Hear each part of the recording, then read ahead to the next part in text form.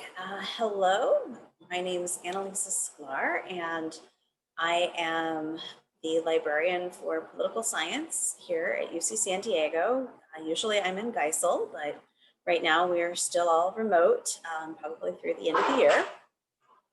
And today I'm going to give you sort of an overview of the library website and how to find our political science guide, how to get help, how to connect to the VPN so that you can access our ebooks and e-journals and other databases and things like that. So I'm going to go ahead and share my screen. I'm going to try to monitor chat. If I miss things, I will try to go back and answer those questions. And then if there's anything I haven't covered, we can definitely make this a conversation after we stop recording. So this is definitely for you. So please don't hesitate to ask. As Natalie said, no stupid questions. We just want to make sure that you know about the resources that are available to you, especially in these particularly crazy times. So I'm going to go ahead and share my screen. And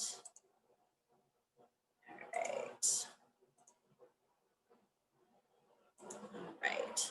So I am sharing, I'm starting on the library's website, and the address is library.ucsd.edu. Let's see.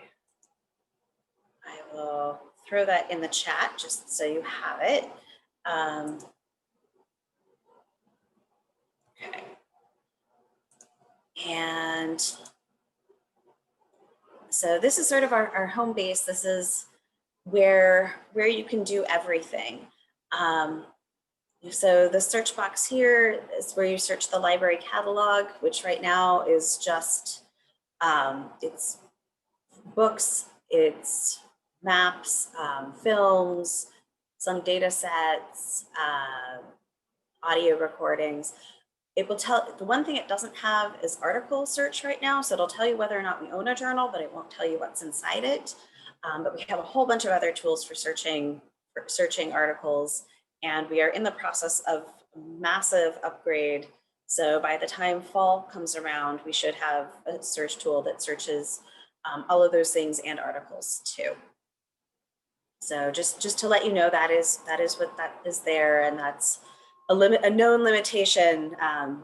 We're using software right now that's about 20 years old, and it's starting to show. So the first thing that I want to make sure you know about is this tab up here, this Ask Us tab. And if you need help, this is where to go to get help. And so it's set up, we have these frequently asked questions, so you can search these questions and see if there's already an answer. If not, or if you really just want to talk to a person, then over here under Contact Us, you can ask us a question, which will send an email. And right now we have librarians checking that pretty much every hour during the day. So you should have pretty reasonable turnaround time. We also have different shifts checking to see if there are questions there. You can make an appointment. And so this is actually a new service. So you don't actually have to email for an appointment. You can actually set up an appointment with me or one of my colleagues using this link, and it will connect to our calendars with available times. You can contact a subject librarian, so you can still always just email me. My email is asklar@ucsd.edu, which I will also put in the chat. I work with political science, law and society, and the international studies undergrad minor. So any of those types of questions, feel free. But we do, if you're in other classes, we do have librarians for other subjects. So you can always reach out to them if you have a project for another class as well. And then we also have this 24/7 chat. And The chat service, we're part of a consortium, so you will get a librarian at any hour of the day, but it will not necessarily be a UCSD librarian. We staff 11 hours a week. During the day, you'll most likely get a librarian from somewhere in the UC system. But this is a really great service if you want to talk to somebody sort of right now and you're stuck and need some expert assistance. And we always see all those transcripts and we'll follow up if it looks like the question wasn't answered. So just know that that is there. We are all, librarians are all working at home. There are some folks who come into the library during the day for some back-end things with physical books and physical materials. But most of us are at home, but we are still here, available through these different technologies. And I guess I should mention right now, we're scheduling an appointment that is to meet via Zoom. Eventually, we will be back in person and available to meet in person. And again, also in person, we usually have a desk where you can just walk in and ask questions. So again, hopefully things like that will be back up and running again back in the fall. So the other big question that people always have is how to actually access all of these things electronically. So the library, we buy a lot of print books, we buy a lot of ebooks. Most of our journals are electronic. We have all sorts of databases as finding tools and databases with data and statistics and music and streaming video. We have lots and lots and lots of things, but because these are licensed, you have to be coming in off a UCSD IP address. And so the way to make sure you're coming in off a UCSD IP address is to set up the VPN, the Virtual Private Network. And this is actually run by Campus ITS, but the directions are here on our website as well. They're under Computing and Technology and Connect from Off Campus. And we highly recommend downloading the AnyConnect client. There is a web version, but we really suggest only using it if there's a reason you can't download software onto your computer. And there are links and directions for pretty much every piece of software or every operating system. And once you have that installed, and there are step-by-step instructions, I have Windows, so these are the Windows instructions. Once you have that set up, let's see. Then the trick is actually making sure that you've got the authentication part set up correctly. And I thought there was a screenshot here. There is. So once you turn it on, and I'll actually show you what that looks like when I turn mine on. The first screen, you want to make sure it says vpn.ucsd.edu, where you're going to connect to. And then when you connect, you want to make sure this group says two-step secured all through UCSD. And there's a big long list. So you want to make sure it's both two-step secured and all through UCSD. And then you log in with your username and password, the same that you use for Canvas or your email. And this really, there are so many options, this really throws people off, but 9 times out of 10, when you can't get into a resource, it's because that group isn't set correctly. So, and I will always help people troubleshoot, but usually that's the first thing you want to try.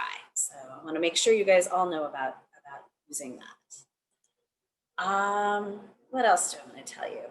So we get back to the library website here. So other things that I want to tell you about our website. So I mentioned we have all of these different resources, and there are a bunch of different ways to get to them. So here under research and collections, there's a list of all of our databases in alphabetical order. So if you know exactly what you're looking for, you can go to that database. And there's also here in the search search box on the main page. You can search for the name of the database. Again, it's not searching inside the databases. It's just if you know that you want to go to worldwide political science abstracts, you could type in worldwide political science abstracts, and it would take you to the link. What I highly recommend though, and if you remember nothing else other than the 3 things I want you to remember today are how to get help, how to connect to the VPN, and that we have these subject and course guides. And you can get to them here under research and collections and subject and course guides.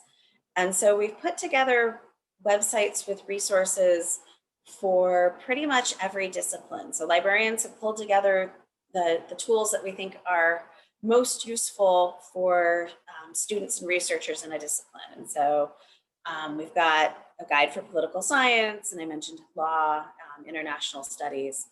I do sometimes visit classes, and so in that case, I'll put together guides specifically for a class. So if you're in a class, a lot of the writing programs have course guides.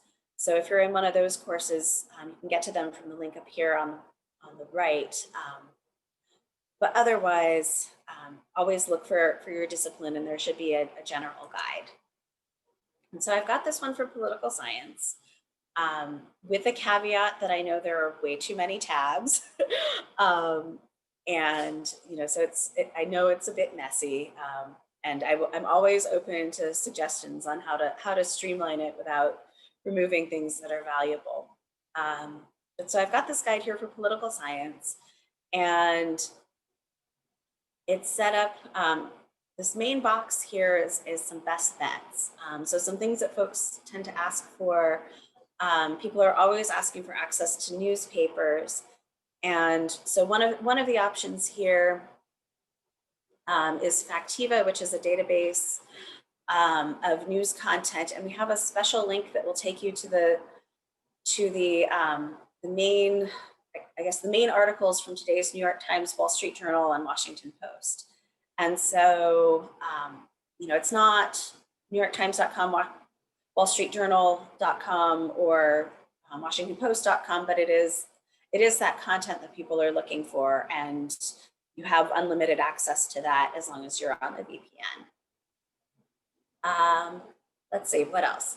Worldwide Political Science Abstracts is, I mentioned, it's the big finding tool for finding articles in political science. So if you're doing a paper on a particular topic, you can do a keyword search in this database, and it will link you out. It will find citations that then you can link to the full text. The other sources that I usually recommend for people, so Worldwide Political Science Abstracts is a database we get from a vendor called ProQuest.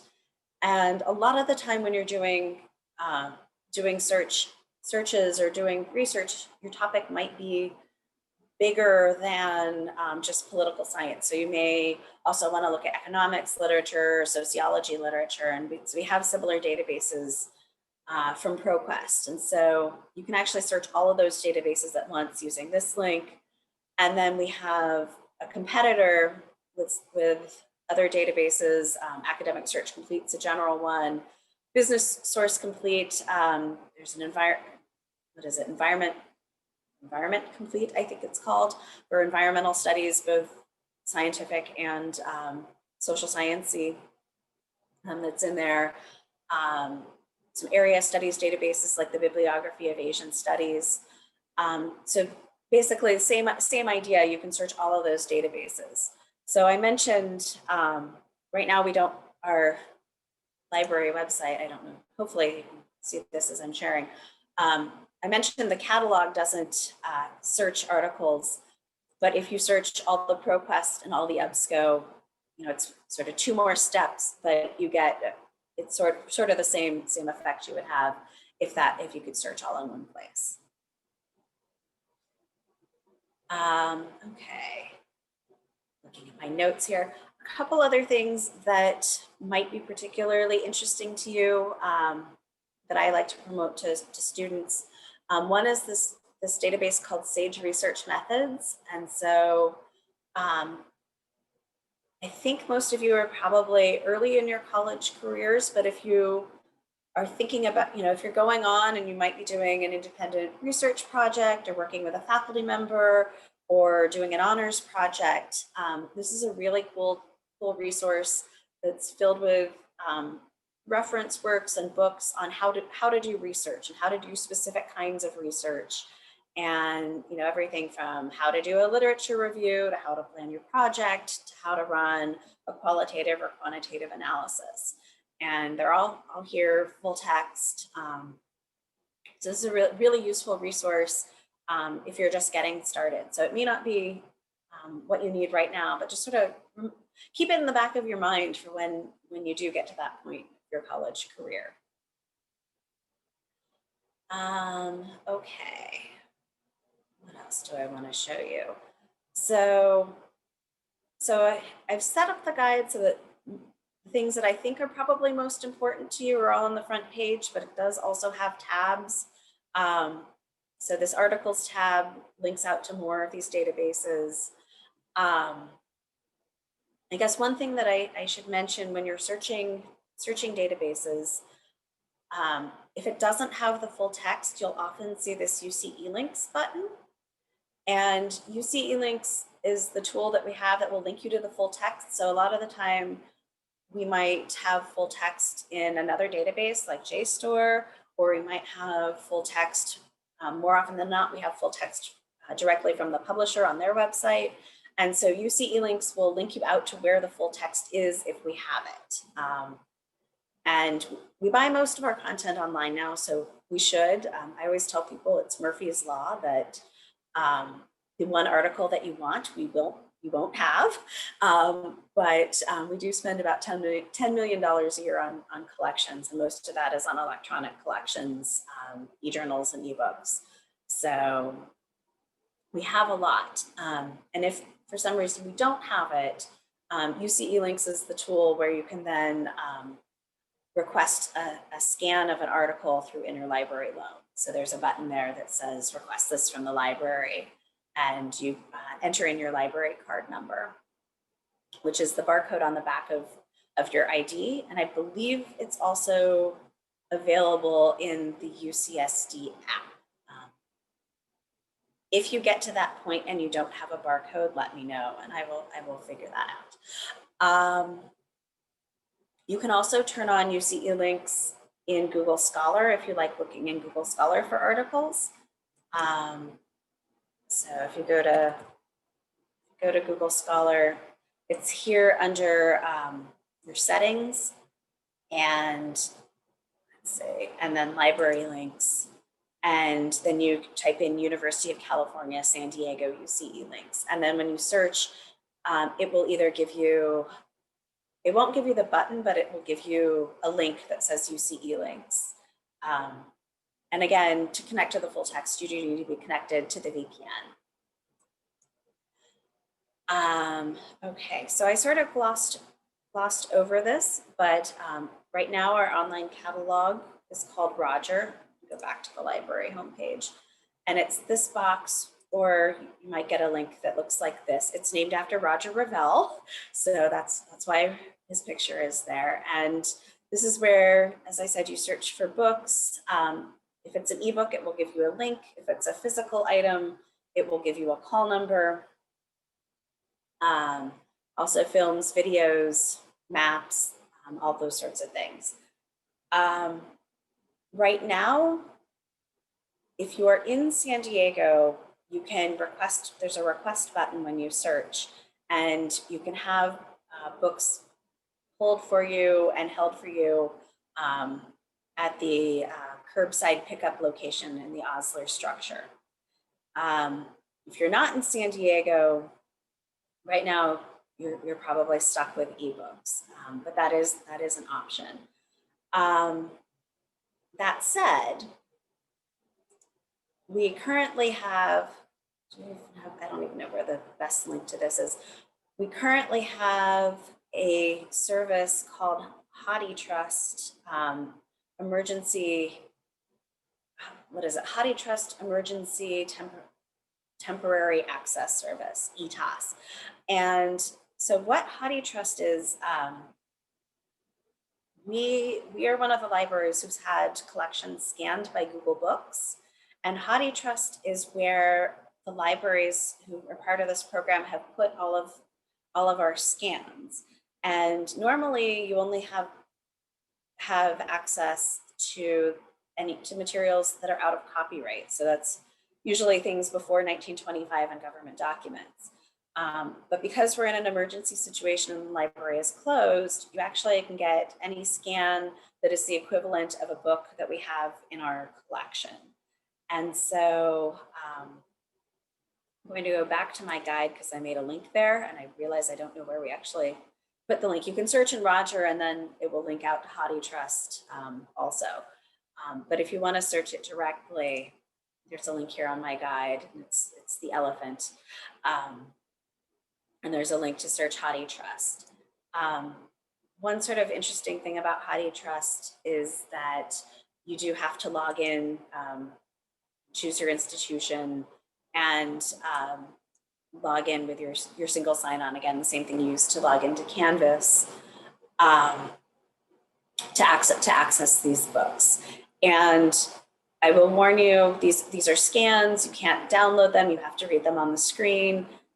It's nice because you can search inside them, but it is not the best reading experience, and we know that. But it is this emergency access, and it's fantastic especially if you are not in San Diego or not on campus and have no other reason to be on campus.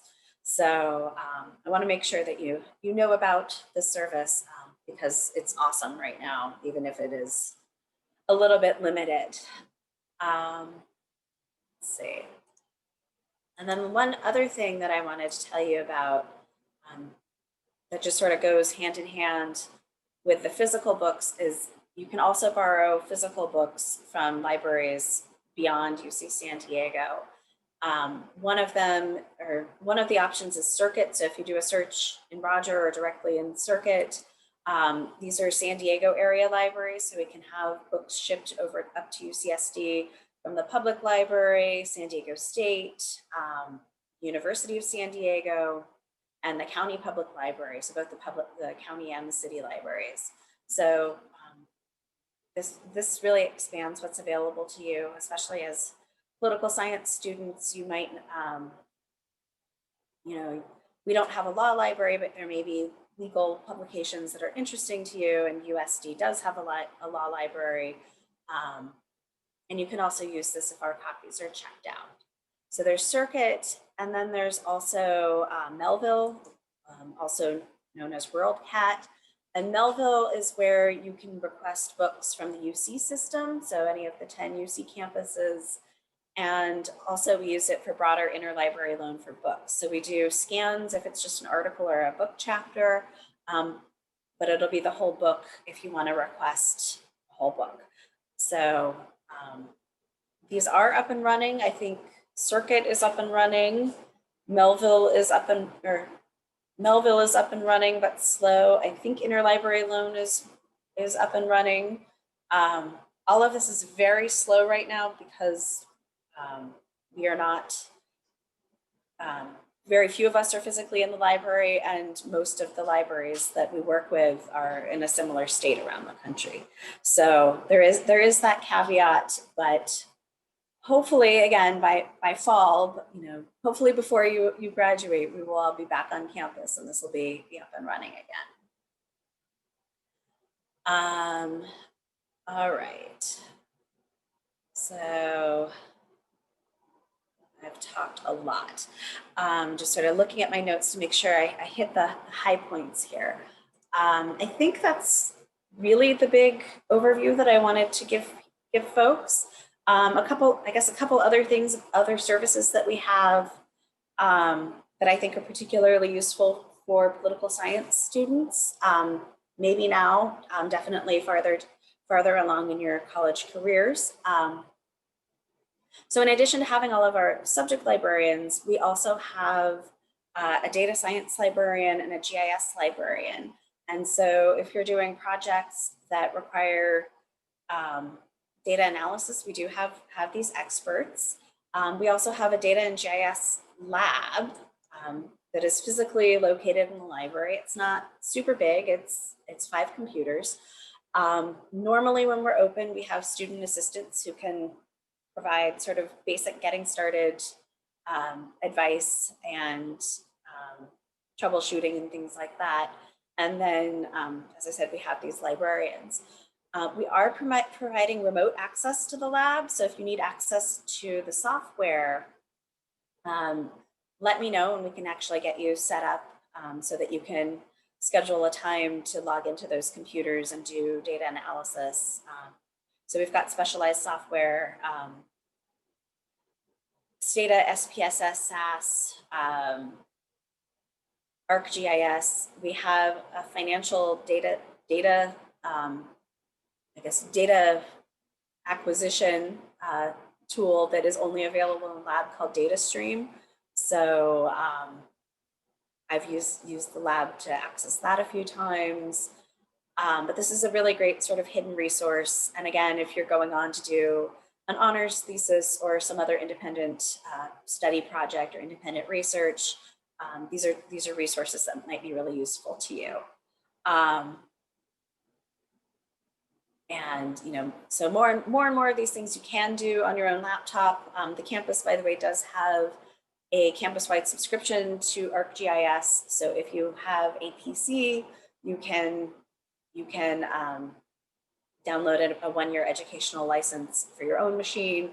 If you do not, then either one of the campus virtual labs or our lab might be a better bet for that.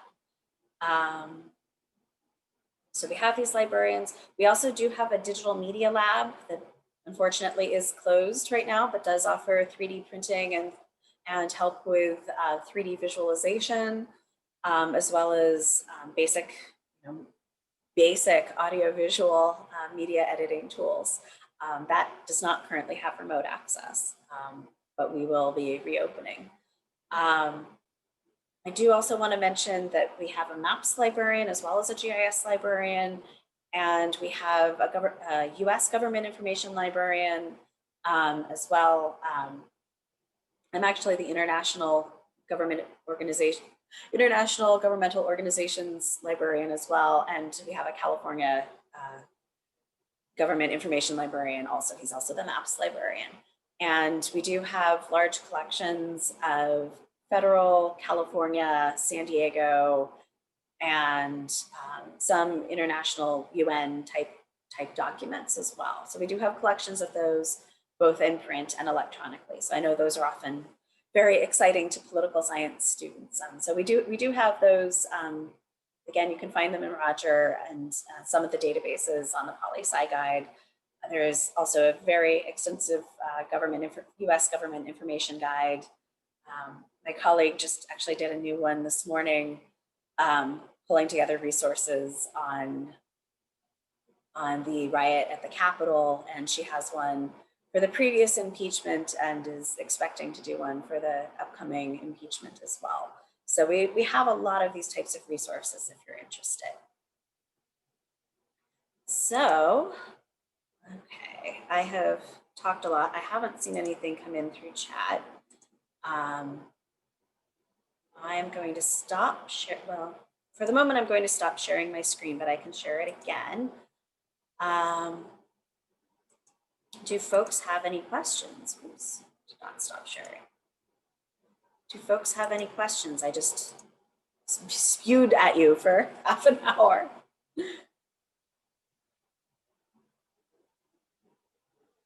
Okay, that's a great question. So Savannah's asking about the Biomedical Library and whether it's open. And so right now the Biomedical Library is open as study space. It is single person study space, so there's no place for groups. And you do have to make a reservation, but it is open. And let's see, I think that information's on our website. I hope. So yes, quiet study space, generally from 10 to 6. It's like Sunday through Thursday. And we will be closed for Martin Luther King Day. But that is an option. So there are a couple of ways. Let's see here. So we do, if you go back to research and collections in the course and subject guides, we have a whole guide on finding newspapers. We have a whole bunch of different databases. Factiva is actually probably the least user-friendly, but it does have that really nice link for those newspapers. If you're looking particularly for newspapers, we have the historic access to the LA Times, New York Times, and Washington Post through ProQuest, actually. And then we also have, let's see, under these databases, a few of these different databases, which we have in alphabetical order. Nexus Uni, formerly known as LexisNexis, has a huge collection of newspaper and magazine articles. It also has the Lexis part is legal content as well. So it's also pretty popular with political science folks. And then we also have a database called Access World News, and some of these others as well. But I think the third thing I usually promote is the ProQuest major dailies. That said, if you're looking for more popular magazines, which we should have a guide on, but we don't. If you go to databases, Academic Search Complete, which is one of those all EBSCO databases, that has a lot of popular magazines in it as well. So you can actually limit to just looking for magazines as opposed to just looking for scholarly journals. If you're looking for magazines for fun, I would actually say public library, but the public libraries have a whole bunch of different things. And I think you can sign up for a card with the county online now. And I highly recommend doing this. And also, you guys probably don't have time to read for fun, but they have great collections of fiction and sort of general ebooks as well. But the public libraries have a database tool called Flipster that has a lot of magazines in it. And then I use the county more than the city, but they have a lot of magazines in their ebook tool, which is called Overdrive, and it has an app called Libby, because librarians love to name things after people. So is that what you were looking for? And again, if you're looking for scholarly articles, I would start with either worldwide political science abstracts, if you're trying to do sort of a narrow political science search, or just sort of doing the all ProQuest and all EBSCO if you're doing something that's broader or you're not sure where to start. Other questions? I have a question. So what are some of the common questions that perhaps new students, so when I say new, I mean like incoming first years or incoming transfers usually ask you, or what do you notice that they tend to need help with most often? Oh, that is a great question. So I think the most common question I'm getting, especially right now, is help with the VPN. So that was maybe why I went into over detail on it. But I even into winter quarter, the last few weeks, I've had a lot of questions about accessing the VPN. There are a lot of weird things that can go wrong with it. Often it's just you need to clear your cache, and so I think that's a big thing. And then also, as I talk to students as you're writing papers, and so students who are doing research, you are totally welcome to email me if you get stuck. So you go into worldwide political science abstracts and you don't know what to do. I'm happy to walk you through it or suggest some keywords. Later in the quarter, I will we do the other workshop I'm doing, I will do a little demo of that, unless folks want me to sort of walk you through it now, which I'm happy to do. I just didn't want to overwhelm you. And you know, it's one of those things where until you have a reason to go in there, you're not going to remember, you're not going to remember all the steps. But you know, I'm here to help you find resources. I talk to students about what your project is. So sometimes students will have an idea, but we'll sort of talk together and try to whittle that down into a research question and manageable research question. You know, I recommend which tools to use, which keywords to use, how to get things you're looking for if they're not just obvious in Roger. So really, we're here, you know, I and the other librarians are here to help you if you get stuck, whatever you get stuck with. If you are stuck, or if something, we know that getting across the paywall to all of this content we have for you is not the easiest thing. So, and we know that, so don't hesitate if you're stuck. You know, I really just wanted to give you an idea of the sorts of things that you have available to you and encourage you to explore them. All of these things, we pay one set price, so search as many times, you know, go in as many times as you want. So I guess one other thing that folks often ask me about with Access and the VPN, we have some different ebook models. And so the best ones are ones where you can just download chapters by PDF. Some of them, and then the worst ones are ones like HathiTrust, where you really have to just read it on the screen. And then we have some that are locked down to 1 or 3 users at a time. And we have 2 of the most popular platforms that publishers like to work with are locked down in some weird ways. So you can only download part of the book in one day. They generally reset within 24 hours. So that's one tip. If you're using one of the ProQuest or EBSCO ebooks, they should reset the next day, but it really is 24 hours. And you want to try to download the PDF rather than downloading the whole book into Adobe Editions, because that is also not a fun user experience. Well, I just want to thank everybody for coming. I really appreciate it. I'm open to feedback if there's any way to make a session like this more useful. As I said, we are planning a session later in the quarter, probably showing you how to actually use worldwide political science abstracts. If you're at that point in the quarter already, let me know and we can move that up.